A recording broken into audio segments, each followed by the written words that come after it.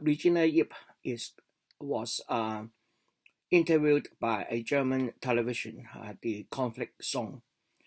She answered quite a number of questions, but I think there are some questions she didn't have the time to answer properly.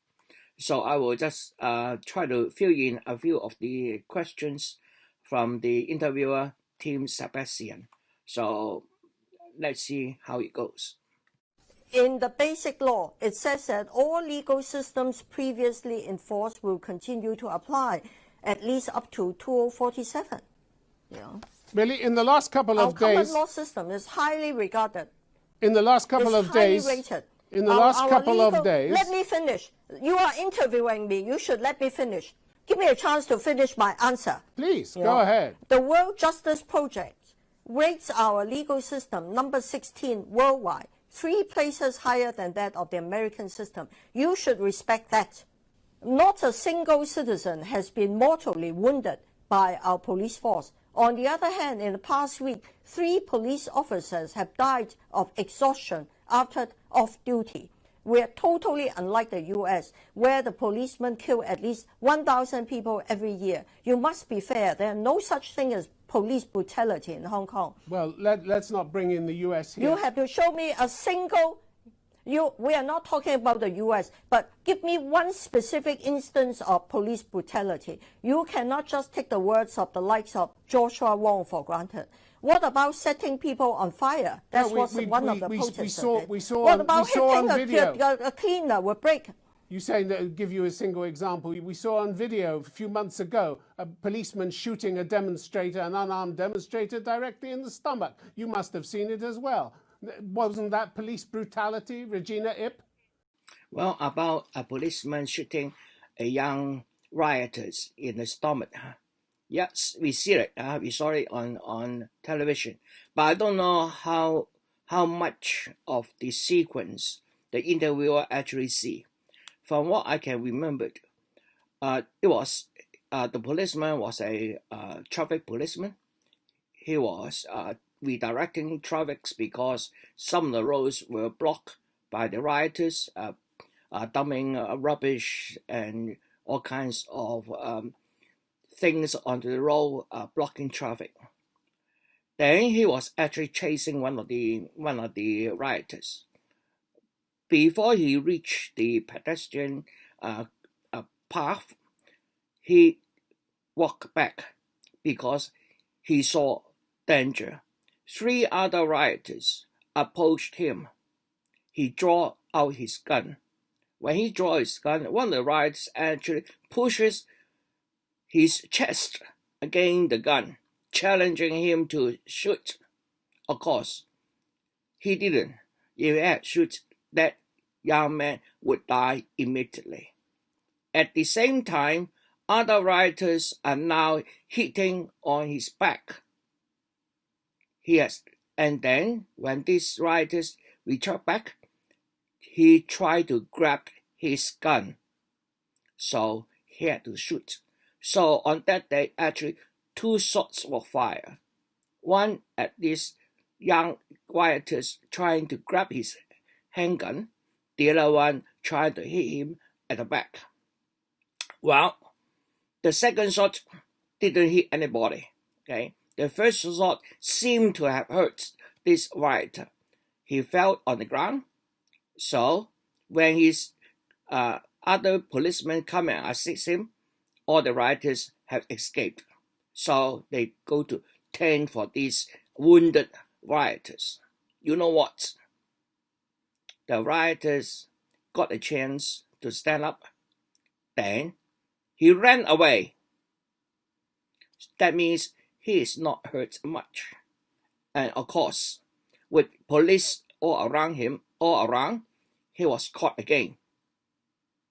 Now, under this situation, how many shots the policeman will fire for somebody trying to grab his weapon?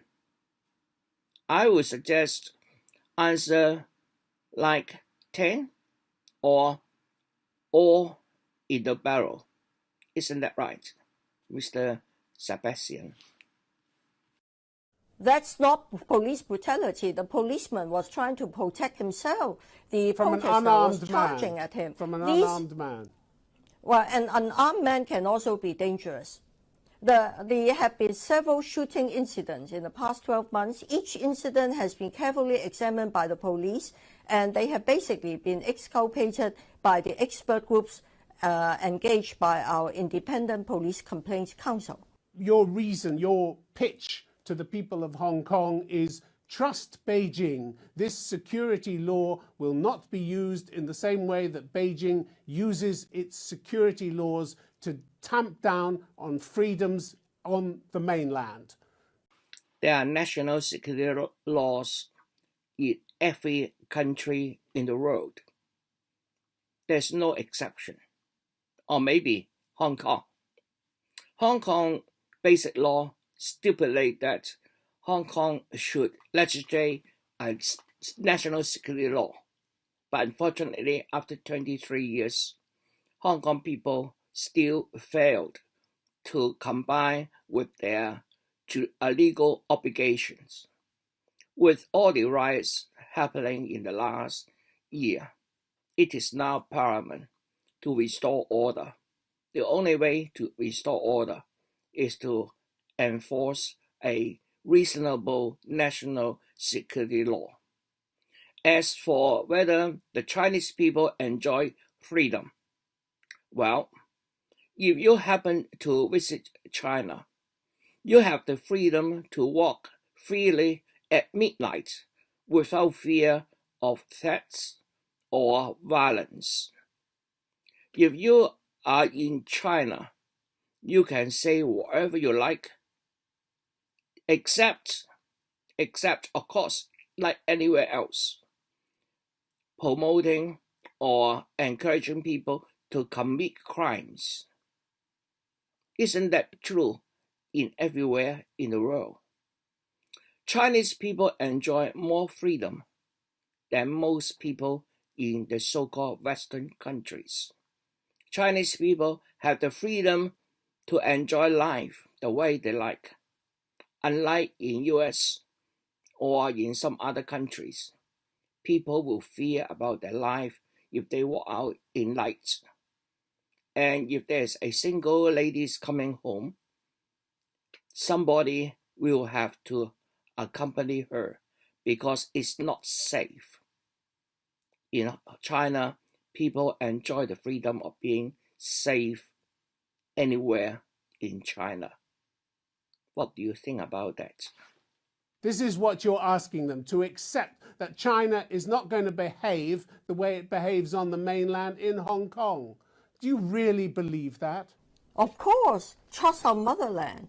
Our motherland has nothing but good intentions for the people of Hong Kong, and also trust the basic law, trust one country, two systems, which has worked well in the past 23 years, In terms of government keeping their words, I think the Chinese government has the best record. Just look at the number of international treaties the United States have revoked, all by its own. Remember, when a treaty is signed, although by a previous president, it is obliged by the international rule of law to follow through the treaty.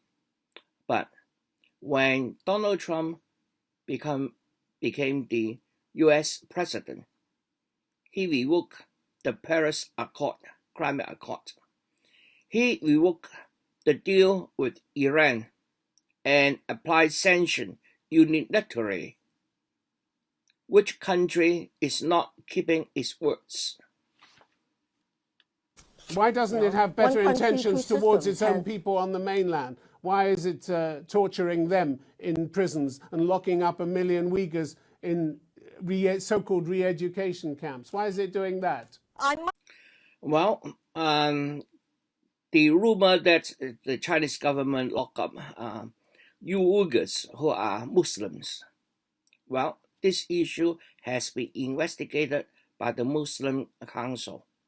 Muslim countries send representatives into China and investigate, and they come out supporting the action of the Chinese government. The Chinese government is clamping down on terrorists in these regions, at the same time providing further education and job opportunities and training to the Uyghurs so that they can have a better life. They are not locking up people. They are not torturing any prisoner. Unlike United States, with a population about 1/5 of China, it has the world's largest people in prison. Think about that.